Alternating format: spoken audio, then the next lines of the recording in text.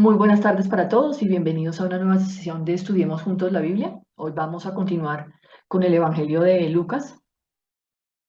Vamos a hacer un breve resumen. Vimos que Lucas era un médico, era un historiador que recopiló todo lo ocurrido para contárselo en orden a Teófilo.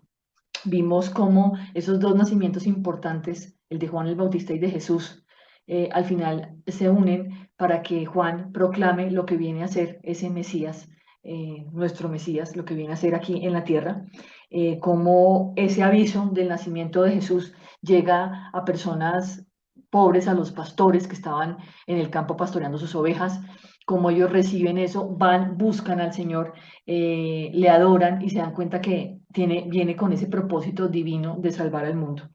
Y vamos a continuar aquí en cómo es ese pueblo del Mesías, cómo es ese pueblo de Jesús. Dice en el capítulo 5, versículos del 36 al 39. Jesús no considera que las normas que añaden los judíos sean el vino bueno, perdón. Esto es un resumen de lo que dicen esos versículos.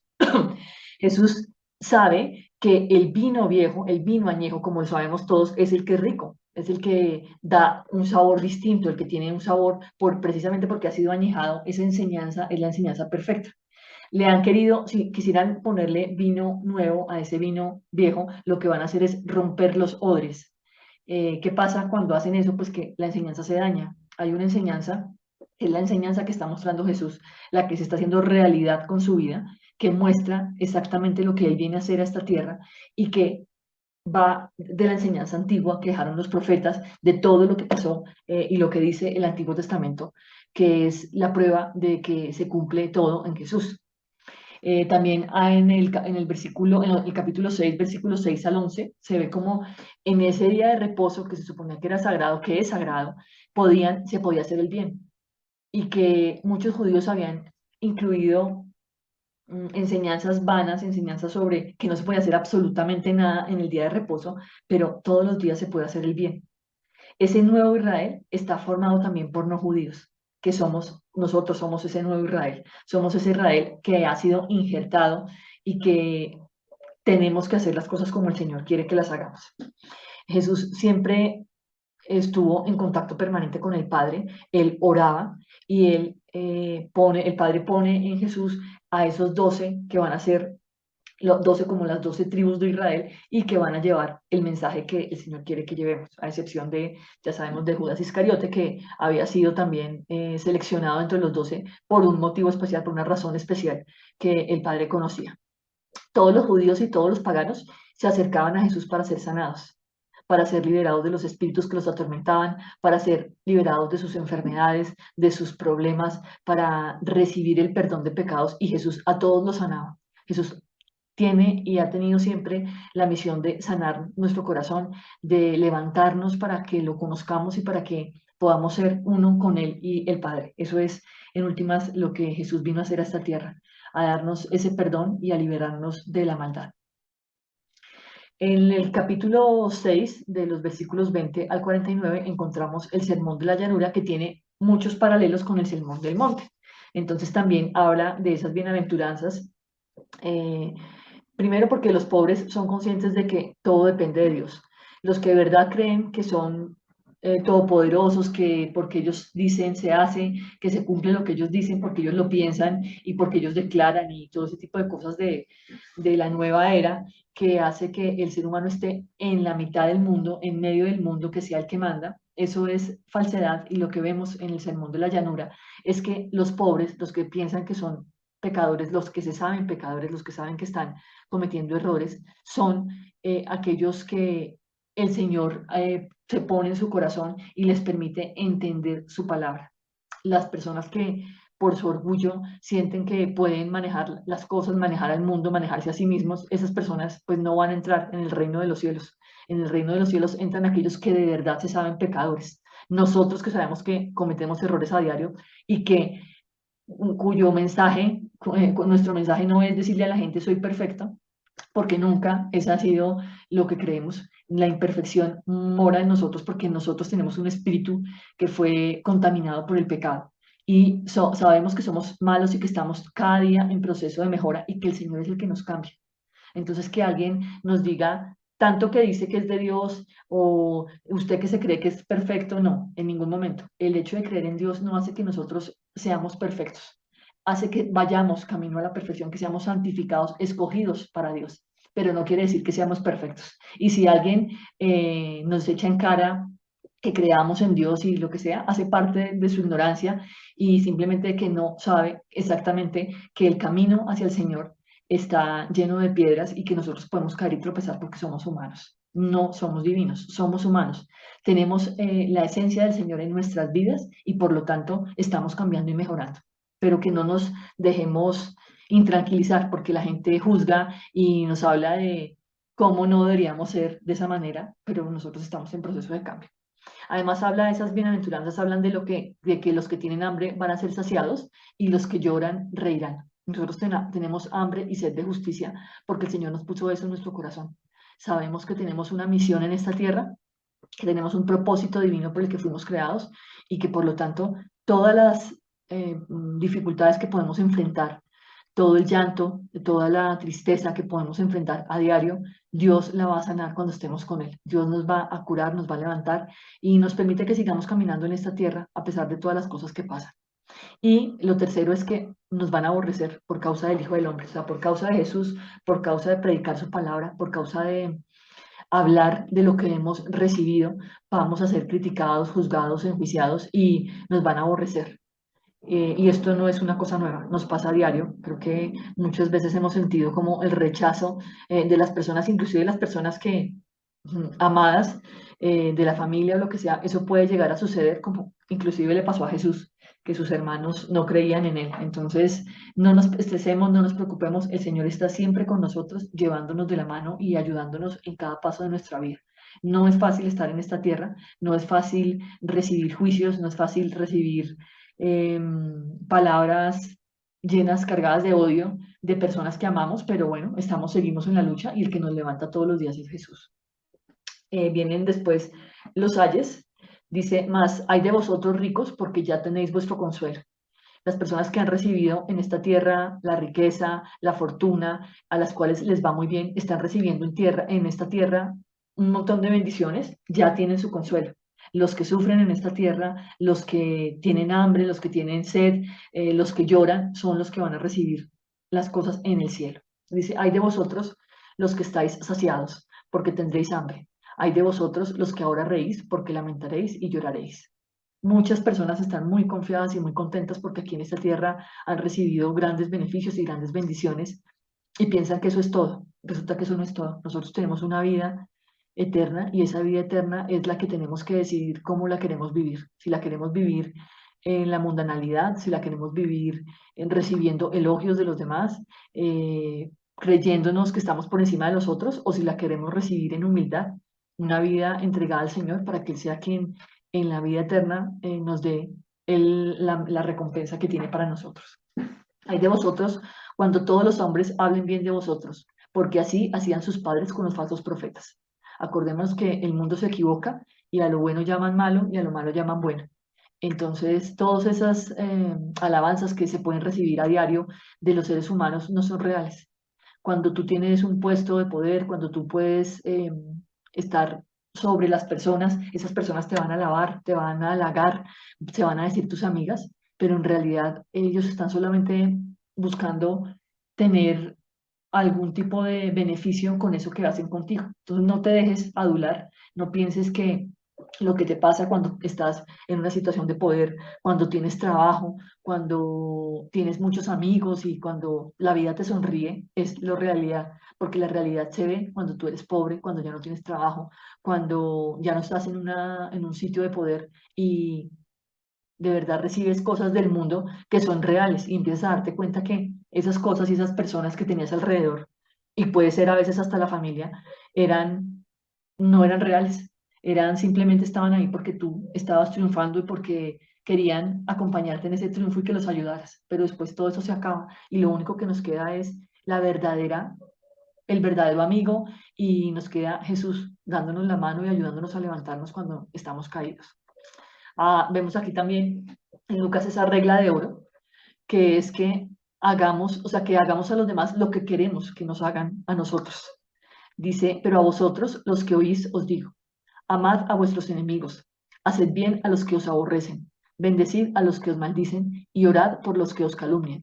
Sed pues misericordiosos como también vuestro Padre es misericordioso. Eso es lo que tenemos que hacer nosotros. El Señor nos está dando aquí la regla de oro y es amemos a los demás como nos amamos a nosotros mismos, perdonemos, evitemos la confrontación, vayamos más allá, tengamos misericordia por los demás. No solamente es hablar y estar bendiciendo a todo el mundo, Dios te bendiga, cuando en realidad nuestro corazón está lleno de cosas que no son. Lo que tenemos que hacer es de verdad procurar para los demás sin hablar tanto, callarnos un poquito y empezar a actuar. Lo que nosotros hagamos es lo que cambia el mundo, no lo que nosotros digamos. Yo puedo decir muchas cosas y estar pensando otras. Entonces, no enjuiciemos, no digamos mentiras, no pensemos que porque estamos todo el tiempo hablando de Dios, entonces somos mejores. No, más bien vayamos a la acción y con nuestras acciones procuremos que el mundo cambie y provoquemos que ese mundo cambie. No juzguéis y no seréis juzgados. No condenéis y no seréis condenados. Perdonad y seréis perdonados. Dad y se os dará. Medida buena, apretada, remecida y rebosando darán en vuestro regazo. Porque con la misma medida con que medís, os volverán a medir. Que de verdad lo que nosotros hagamos tenga esa buena recompensa porque lo estamos haciendo de corazón y con amor, no con doblez de corazón. Lo que verdaderamente distingue al pueblo de Dios son los frutos. Y esto es muy importante. El fruto no lo ponemos nosotros, el fruto lo da Dios. El fruto, Dios se encarga de poner el fruto de nuestras acciones. Y cuando nosotros queremos hablar del Señor, nosotros queremos mostrar lo que Él ha hecho en nuestras vidas, no son nuestras palabras las que van a tocar a esas personas a las que les vamos a hablar, sino son los hechos, lo que ha pasado, lo que ellos ven que nosotros hemos hecho. Nosotros tenemos que ser testimonio de las cosas que estamos diciendo como lo fue Jesús. Si Jesús decía que tenía poder sobre los demonios, Jesús expulsaba demonios. Jesús sanaba la enfermedad. O sea, Jesús nos demostró su poder con acciones. Eso tenemos que ser nosotros. Si nosotros fijamos nuestra vida en Jesús, cuando todos esos malos tiempos vengan, ese edificio se va a mantener firme. De lo contrario, no va a ser así y se va a quedar todo en palabras y el edificio se va a destruir. Jesús, como lo vimos en todos los demás, en Mateo y Marcos, Jesús tiene poder sobre la enfermedad, Jesús tiene poder sobre la muerte, Jesús tiene poder sobre todo porque Él hizo todo. Él creó todo y por Él nosotros fuimos creados. Cuando decidimos que no queremos creer en Dios, encontramos miles de excusas. Y siempre, antes, de Juan decían que era muy estricto, que solo comía miel, que estaba, pues que no se vestía bien, y de Jesús hablaban que era comilón, que era bebedor, que como él iba a hacer algo. A todo, siempre estamos mirando a los demás, mirémonos para nosotros mismos, miremos adentro y veamos qué es lo que tenemos que cambiar y cómo tenemos que ser para de verdad ser esos hijos de Dios y hacer las cosas de la manera correcta. Todos hemos pecado, todos tenemos una deuda con Dios, no hay ni uno bueno. La persona que se sienta buena, que se sienta que hace las cosas bien, porque da limosna, porque ayuda a los otros, eso no, él no es bueno, porque seguramente su corazón con alguna cosa se ha contaminado. Ha mirado mujeres para codiciarlas, ha deseado las cosas del otro, ha envidiado, y pues eso hace que no seamos nuevos. En ese nuevo Israel, todos los que se consideran, que se autoconsideran buenos, no van a estar. Todas esas personas que piensan que es que yo creo en Dios, pero yo creo en un Dios a mi manera. Y pues yo sé que hago las cosas bien y pues Dios no me puede a mí venir a juzgar porque yo hago las cosas bien. Resulta que no hay tal. Si tú quieres hacer las cosas bien, ve a la palabra de Dios, busca lo que Dios quiere de ti y hazlo. Pero si tú piensas que eres bueno porque haces cosas que a los ojos de los demás están bien, no eres bueno. No eres bueno porque no sabes que tienes pecado y que eres pecador y todos somos pecadores. Y hay una cosa que deja muy clara Lucas y es que en ese pueblo de Dios también hay mujeres. Y las mujeres son las que mueven, las que ayudan a Jesús. Las mujeres están ahí para darle la mano a Jesús, para estar, para caminar con él y están dispuestas a entregarlo todo. En el pueblo de Dios también entran aquellos en los que germina esa buena semilla. Y esa buena semilla germina en el momento en que yo decido dejarle a Dios mi vida, entregarle mi vida por completo a Jesús, y en el momento en que dejo que Él actúe en mí.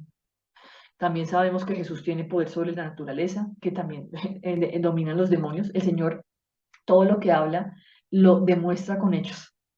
Dice, este lo vimos en los dos anteriores, dice que, pero una mujer que padecía de flujo de sangre desde hacía 12 años y que había gastado en médicos todo cuanto tenía y por ninguno había podido ser curada, se le acercó por detrás y tocó el borde de su manto y al instante se detuvo el flujo de su sangre. El Señor tiene tal poder que solamente con que esa mujer tocara el borde de su manto, esa mujer fue sanada. Jesús es todo. Jesús es el que nos puede sanar si nosotros decidimos que vamos a creer en ese Señor que vino aquí a morir por nosotros. Y en el momento de morir por nosotros, Él nos da esa oportunidad de tener esa vida nueva y esa vida que queremos. Ya empezamos aquí el ascenso de Jesús hacia Jerusalén. Dice en el capítulo 9, versículos 1 al 6.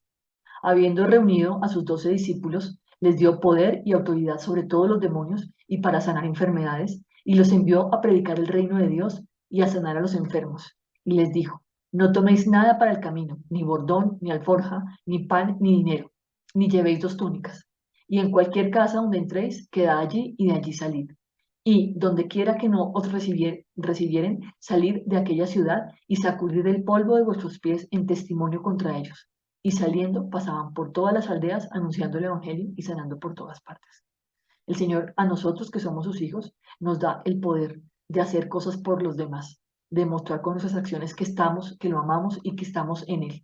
Eso es nuestra misión, esa es nuestra misión, eso es lo que tenemos que hacer.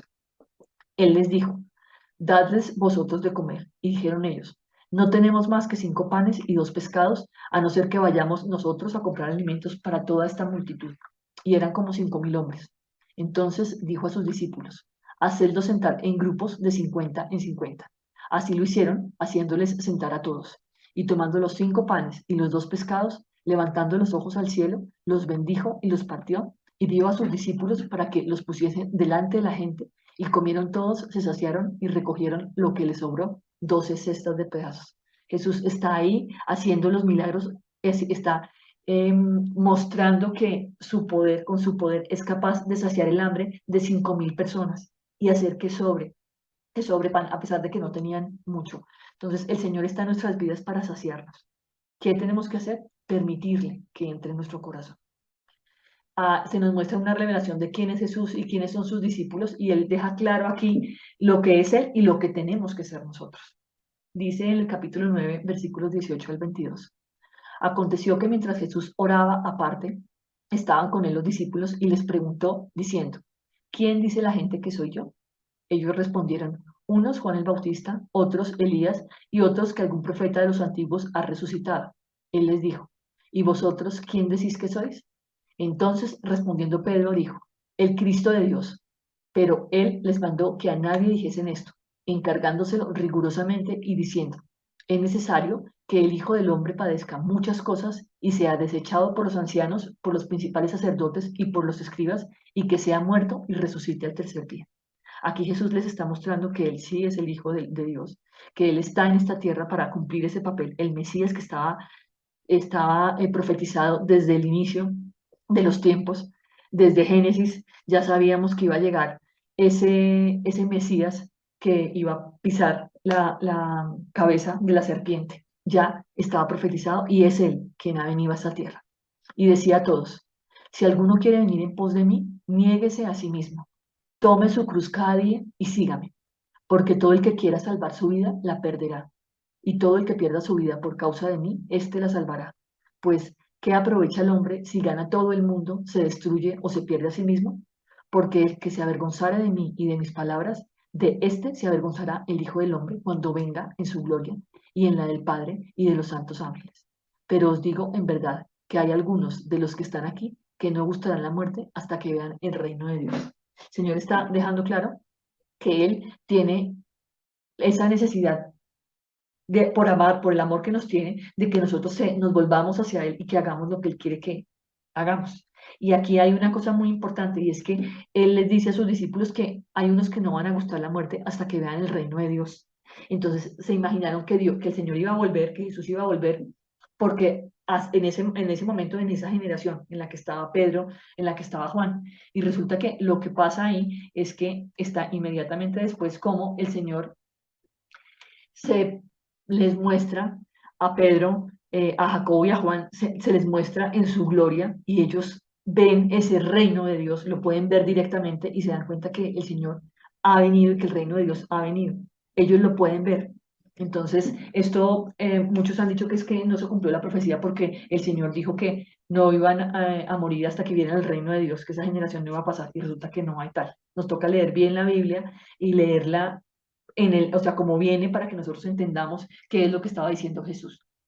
Dice en el capítulo 9, versículos 44 y 48, haced que os penetren bien en los oídos estas palabras, porque acontecerá que el Hijo del Hombre será entregado en manos de hombres.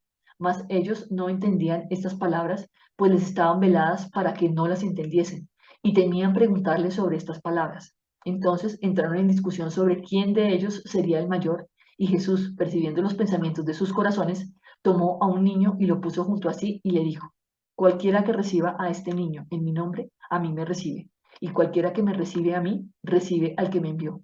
Porque el que es más pequeño entre todos vosotros, ese es el más grande. El Señor no está buscando personas que brillen con luz propia. El Señor pone el brillo en cada uno. Y no quiere que nosotros seamos los más grandes, los más poderosos, sino los más pequeños, los que sirven a los demás con amor, los que están aquí en esta tierra para cumplir una tarea. Y esa tarea no es ser el más famoso, esa tarea es hacer las cosas con amor y llevar su reino y mostrar su gloria haciendo las cosas bien, sirviendo a otros. Entonces, respondiendo Juan dijo, Maestro, hemos visto a uno que echaba fuera demonios en tu nombre y se lo prohibimos, porque no sigue con nosotros. Jesús le dijo, no se lo prohibáis, porque el que no es contra nosotros, por nosotros es. O sea, todos aquellos que hacen la tarea del Señor, de estar mostrando quién es el Señor, están haciendo un trabajo valioso para el reino y están haciendo la tarea que el Señor quiere que haga. Porque el Hijo del Hombre no ha venido para perder las almas de los hombres, sino para salvarlas. Y se fueron a otra aldea. Jesús les dijo, Jesús le dijo, deja que los muertos entierren a sus muertos, y tú ve y anuncia el reino de Dios. Y Jesús le dijo, ninguno que poniendo su mano en el arado mira hacia atrás es apto para el reino de Dios. Nosotros tenemos que dejar atrás las cosas que ya no son y enfocar nuestra mirada en Jesús, enfocar nuestra vida en Jesús y en hacer lo que le agrada. No seguir mirando para atrás cosas que ya no tenemos y cosas que no van a volver a nosotros. Hagamos la tarea como el Señor quiere que la hagamos. Hay tres obstáculos que tienen los discípulos para seguir a Jesús. ¿Cuáles son? El dinero. Sabemos que el dinero siempre ha sido un obstáculo porque la gente que tiene mucho dinero no quiere perderlo, no quiere compartirlo, quiere tener cada vez más y eso hace que se vuelvan avaros. Entonces, el dinero es una de las cosas que hacen que esos discípulos no quieran seguirlo. Aparte es colocar por delante a la familia. La familia muchas veces critica, la familia hace que la persona tome las decisiones con respecto a lo que piensa la familia y no lo que tiene verdaderamente en su corazón. Entonces, eso puede llegar a ser un impedimento.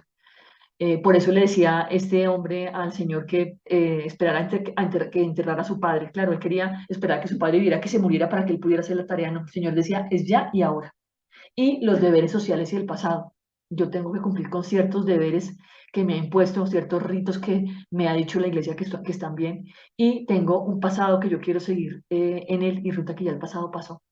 Y este es un nuevo futuro, es un futuro que me permite encontrar en Dios absolutamente todo, y encontrar en Jesús, el Hijo del Hombre, que está mi renovación y que está mi nueva vida. Cuando se cumplió el tiempo en el que había de ser recibido arriba, afirmó su rostro para ir a Jerusalén. Ya el Señor sabía, ya Jesús sabía que venía su hora y sabe que tiene que ir a Jerusalén para ser muerto y resucitar al tercer día. ¿Cuál es la misión de los 70? Porque hablan de 70. El número el número 70 es muy especial porque eran los pueblos que no eran de Israel. Eran 70 naciones que no eran Israel. Entonces 70 es 7 por 100, 7 por 10 como imagen de esa complejidad. Acordémonos que 7 es el número de la perfección. En la Biblia 7, cuando hablan de 7, 7 es perfecto. Y 70 es 7 por 10, que es esa complejidad, esas 70 naciones. Por eso escogió 70 personas que fueran a hacer eso que él quería, esa misión de los 70.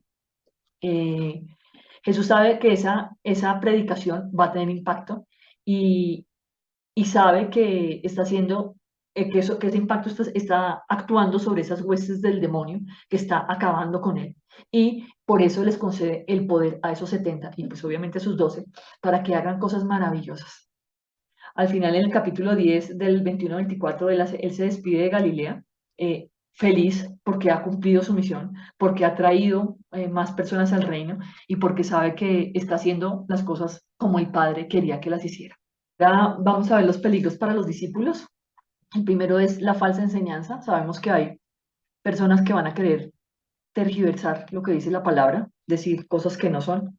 Por eso siempre tenemos que ir directamente a la palabra, a contrastar cualquier cosa que alguien nos diga con la palabra para saber que está diciendo esa persona lo correcto. Eso está en el capítulo 10, versículos 25 al 28.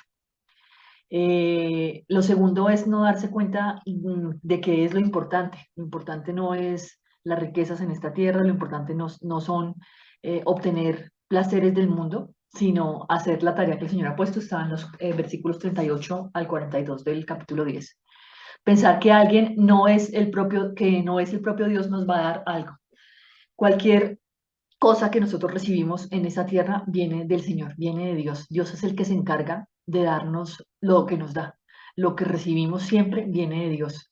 No podemos pretender que orándole a un palo, a una madera, o que pidiéndole a los santos o a la Virgen, lo que sea, nos van a dar algo. El único que nos da es Dios. El que no es con Jesús desparrama, o sea, el que quiere pretende hablar sobre nuevas filosofías, decir que el poder está en cada uno de nosotros, que nosotros somos los que hacemos que las cosas se puedan hacer, está haciendo las cosas como no son y lo que está haciendo es llenando de doctrina mala, de filosofías erradas y llevando a la gente por el camino que no es. Y los vínculos de sangre no van a permitir que el juicio sea menor. El hecho de que haya una persona que pertenezca a una familia, no quiere decir que esa persona no vaya a ser juzgada. Cada uno va a ser juzgado independientemente de los vínculos de sangre. El hecho de que una persona sea judía y no haya creído en Jesús no quiere decir que se vaya a salvar. Entonces, no son los vínculos de sangre los que hacen que las personas reciban la salvación. Acordémonos que es por gracia que nosotros recibimos la salvación. ¿Cuáles son esas 7 características de dirigentes espirituales corruptos? Primero, están dedicados a hacer rituales. Están dedicados a enseñar a la gente que a través de rituales pueden obtener cosas. Y eso no es verdad. Nosotros obtenemos lo que obtenemos del Señor porque el Señor decide que nos lo da por gracia, por amor, no porque nosotros hagamos algo. No porque yo prenda o encienda 5 velas, me postre 5 veces y haga lo que me ha dicho cierta persona o cierta religión o cierta iglesia que haga, eso es lo que va a producir efecto en lo que el Señor me tiene que dar.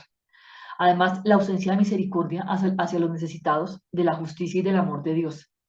Puedo creerme que soy muy bueno porque doy limosna, pero en realidad en mi corazón no hay misericordia y no me preocupo por esas personas, más bien no me ocupo de esas personas que están teniendo necesidad, no soy justo y además no tengo el amor de Dios morando en mí. También esas personas que solo piensan en las apariencias, que piensan que el hecho de mostrarse como buenos, el hecho de orar y de hablar todo el tiempo del Señor te bendiga, entonces están haciendo que el Señor los vea y ellos son unas estrellas en el cielo. Eso no es verdad.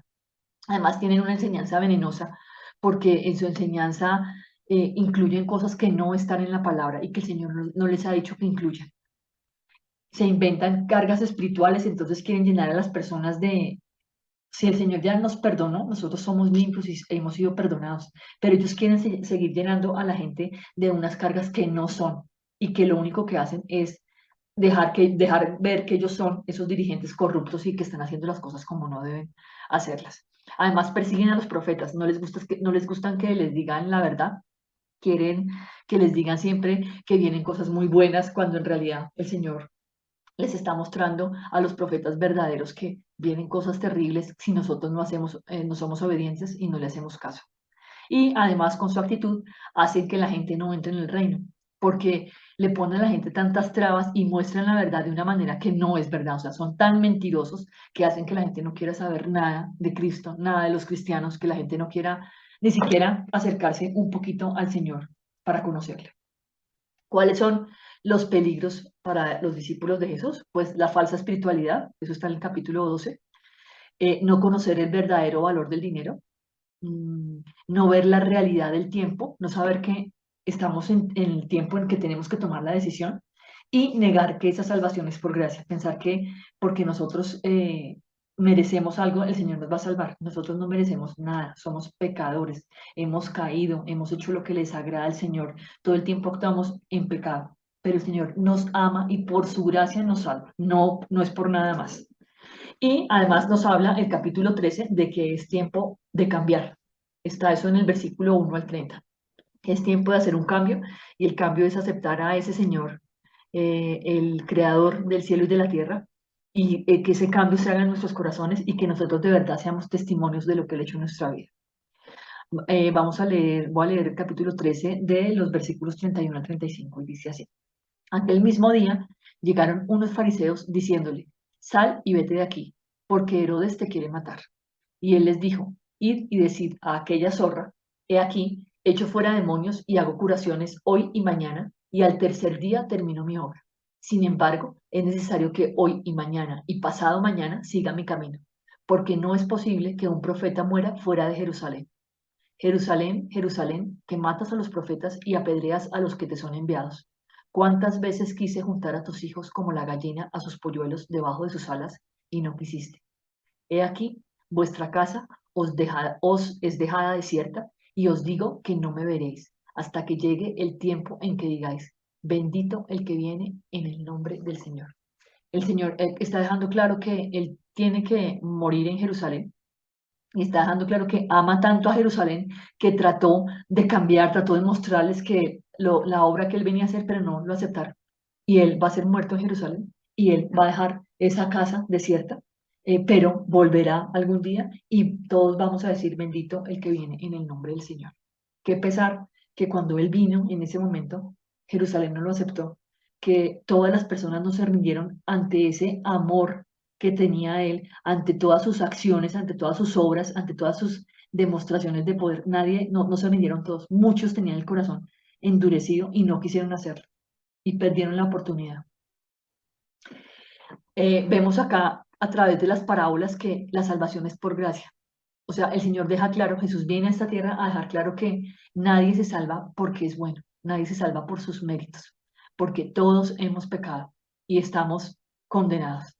¿Qué pasa? Que Él viene y muere por nosotros, entrega su cuerpo a la crucifixión, nos entrega su sangre, muere y es resucitado para que nosotros tengamos esa salvación.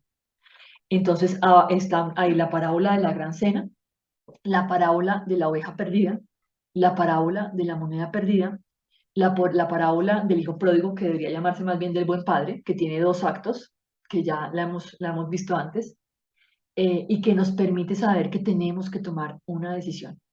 Ese hijo, que es el hijo pródigo, que denominan la parábola del hijo pródigo, que se va, que gasta su dinero en cosas del mundo, que decide hacer las cosas mal, que se va, pero se arrepiente, es recibido por el Padre.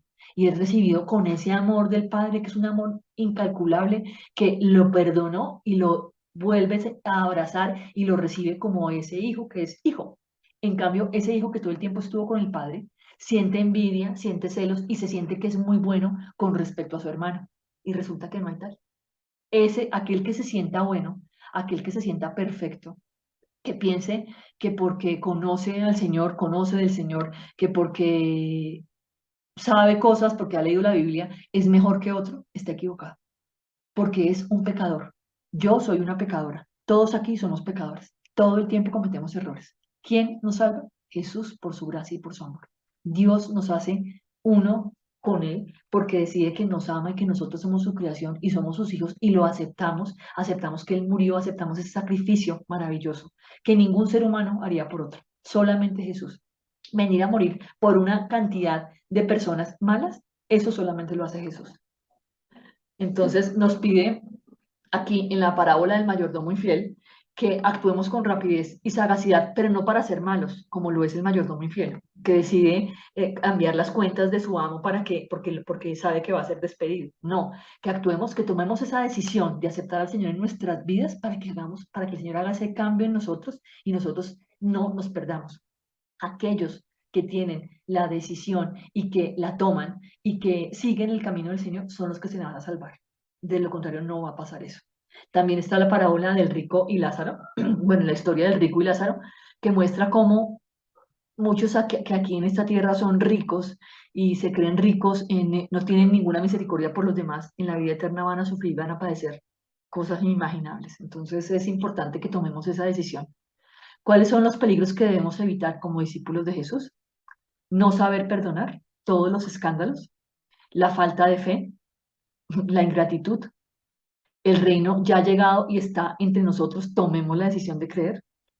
La inconstancia en la oración, no ser fuertes en la oración, no estar todo el tiempo en contacto con el Señor y pidiéndole que nos ayude. El orgullo espiritual, que se olvida que todo es por gracia. Entonces, cuando yo ya siento que conozco de la palabra, cuando yo ya siento que el Señor me ha mostrado cosas, entonces pienso que me conozco todo y que porque estoy por encima de los demás, ahí estoy cometiendo un error. Y evitar una conducta que no sea la sencillez, cuando soy orgulloso, cuando pretendo tener la verdad por encima de los demás, cuando lo que yo pienso es lo que es realidad según para mí, así los demás, así esté diciendo cosas que no son, ahí es cuando estoy cayendo en cosas que el Señor quiere que no caiga. Al final, lo que tenemos que hacer es poner todo a disposición de Jesús. Eso está en el capítulo 18, versículos 18 al 30. Viene después la sección de Jesús en Jericó, donde un ciego recobra la vista. Está en el capítulo 18, versículos 35 al 42. Además, nos muestra la historia de Saqueo en el capítulo 19, versículos del 1 al 10. Saqueo es una historia maravillosa, es una historia muy linda porque Saqueo era muy bajito y se sube a un árbol para poder ver a Jesús cuando pasa y Jesús le dice que va a posar con él. Entonces, cuando las personas buscan de verdad, de corazón al Señor, cuando nosotros decidimos que queremos encontrarle y queremos aprender, Él nos va poniendo en el camino las cosas que tenemos que hacer y nos va quitando esa ceguera espiritual. Está la parábola de las 10 minas, que es una parábola que solo aparece en Lucas y que muestra cómo al que tiene se le dará. O sea, al que tiene se le dará, suena para el mundo puede sonar terrible, como así. Entonces, porque al que tiene se le dará y al que no tiene, el que no tiene es porque no quiere tener, porque tiene la posibilidad de recibir a Jesús y no lo acepta. Entonces, si nosotros decidimos cerrarnos, pues simplemente no vamos a tener nada. Después viene la entrada de Jesús en Jerusalén, que está en el capítulo 19, versículos 39 al 44. Está cómo hace esa purificación del templo, que ya la vimos en los otros dos evangelios.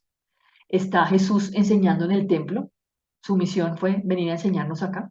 Muestra la parábola de los labradores malvados, que muestra cómo Israel iba a matar a Jesús, cómo a ese hijo del dueño de la viña lo van a matar porque simplemente ellos quieren apoderarse de esa viña y pues el Señor va a tomar acción. Nos deja claro cómo el Mesías es mucho más que un simple hombre. El Mesías es Dios hecho hombre que vino para salvarnos. Nos pide que nos guardemos de los dirigentes espirituales de Israel, que todavía están actualmente actuando, no referido solo a Israel, sino al mundo. Esas personas que hacen lo incorrecto, lo que ya vimos anteriormente. Nos muestra como esa ofrenda de la viuda, que era muy poco, ella está entregando de lo que tiene, de lo poco que tiene, entrega lo que tiene. Entonces, ¿cómo es que nosotros tenemos que de verdad dar la ofrenda? ¿Cómo es que nosotros de verdad debemos rendir nuestra vida al Señor? Y Jesús hace la profecía sobre la destrucción del templo, que se cumple perfectamente en el año 70, como ya lo habíamos visto. ¿Cuáles son las señales que vienen antes de esa destrucción del templo? Van a aparecer falsos profetas, ya lo hemos visto, van a haber guerras y sediciones, van a haber enfrentamientos de reinos y seísmos, terremotos, nos van a perseguir, los van a perseguir, esto les va a servir para testificar, o sea, esa persecución va a hacer que ellos puedan testificar y Dios va a cuidar de ellos en medio de esa dificultad. Entonces, antes de la destrucción del templo, sabían los que habían leído la palabra, los que conocían lo que había hecho Jesús y le creían, sabían lo que iba a pasar y se pudieron resguardar de ese dolor que tuvieron que sufrir al ver el templo destruido y cuando destruyeron Jerusalén. ¿Cuáles son las señales cuando se produzca esa destrucción de Jerusalén, pues que Jerusalén va a ser cercada, fue cercada, la cercaron los romanos, que van a tener que irse de Jerusalén, que van a tener que huir de ahí, los que conocían la palabra lo hicieron, que Jerusalén iba a ser destrozada y sus habitantes serían llevados a cautividad, y esa profecía se cumplió, está en el capítulo 21, de los versículos 25 al 32. O sea, Jesús vino acá a dejar claro lo que iba a hacer, y mucha gente no lo entendió, no lo escuchó, y por eso fue, pues por eso tuvieron que padecer lo que padecieron.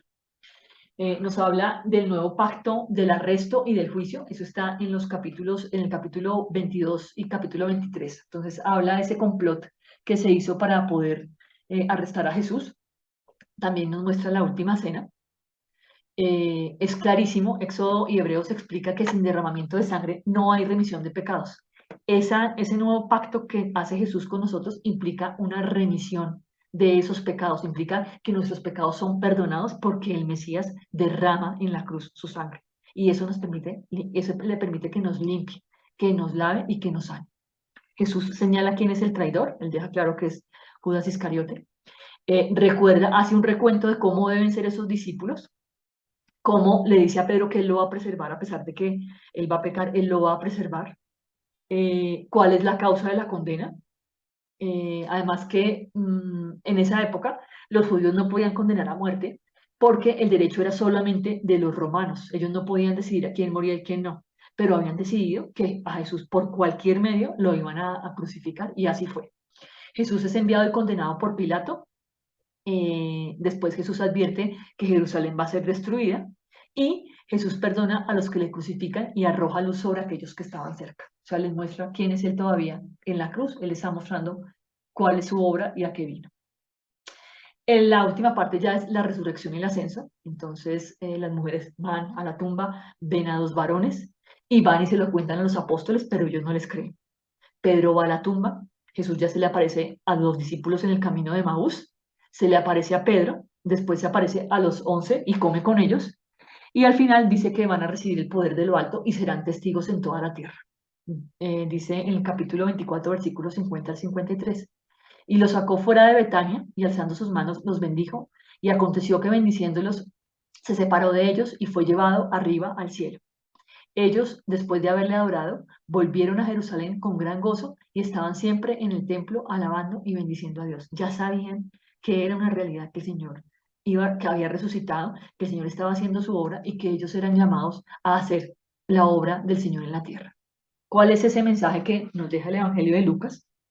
Primero, que la salvación es para todos. La salvación no se limita a ese Israel de sangre, a esos judíos, no. La salvación el Señor vino a traerla a todos y lo mostró en sus acciones. Ese Israel nacionalista que decidió no seguir a Jesús y matar al hijo del dueño de la viña, ese Israel pues tendrá sus consecuencias, y ese Israel nacionalista no somos nosotros. Nosotros somos el Israel de Dios, el pueblo escogido. Jesús tiene un pueblo y es el pueblo al que nosotros pertenecemos, que es Israel.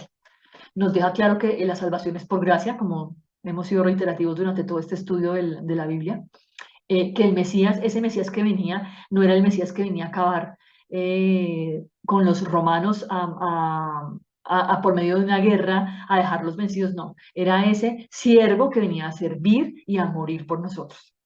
Ese sacrificio expiatorio en la cruz fue el vehículo de salvación de nosotros como humanos, lo que permitió reconciliarnos con el Padre. Nos muestra que la resurrección de Jesús corporal confirmó todo lo que acabo de decir.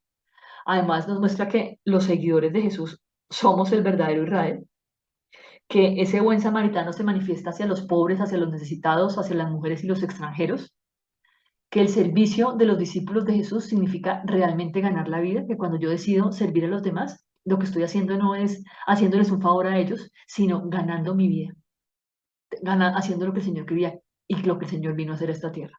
Y que todo eso se va a consumar con la segunda venida de Cristo, pero que ya ha empezado porque el reino ya llegó. En nuestras manos está tomar una decisión, en nuestras manos está hacer un cambio en nuestras vidas, en nuestras manos está dejar de pecar, dejar de enjuiciar, dejar de sentir que por hablar logramos cosas, y más bien empezar a actuar distinto y a actuar con amor. Y aquí terminamos el mensaje de Lucas, el Evangelio de Lucas. Les deseo un feliz fin de semana y una nueva semana muy bendecida, que podamos seguir haciendo lo que el Señor ha puesto en nuestras vidas y nos vemos en 8 días. Dios les bendiga.